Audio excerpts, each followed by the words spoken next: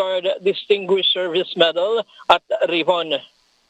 Pinagunahan ni Philippine Coast Guard Commandant Admiral Ronnie Hilgaban ang pagkilala sa mga miyembro ng BRP Suluan o MRRV 4406 sa isang seremonya sa Pier 15 Port Area, Manila kaninang umaga. Ito ay dahil sa kanilang magaling na seamanship sa kabila ng panghaharas ng mga barko ng China kahapon.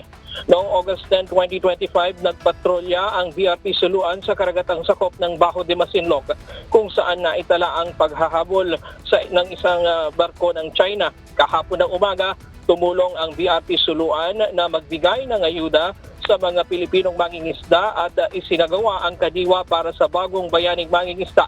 Subalit hinabol ito ng PLA Navy 164 at Chinese Coast Guard Vessel 3104. Ilang beses na muntik nang mabangga ang barko ng Philippine Coast Guard, ngunit nakailag sa kabila ng dangerous maneuver, blocking at water cannoning ng barko ng China. Hanggang nangyari na nga ang panggaan ng dalawang barko ng China.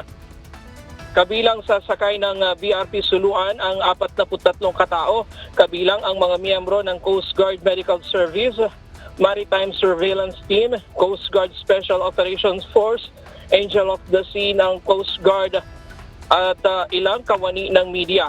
Muling pinaalala ng pamunuan ng PCG sa kanilang mga tauhan na manatiling kalmado, profesional at hindi uurong sa harap ng anumang banta. At yan muna ang latest mula dito sa Camp Aguinaldo sa Quezon City. Balik sa iyo, Ella. Maraming salamat, Ryan Lacanlale.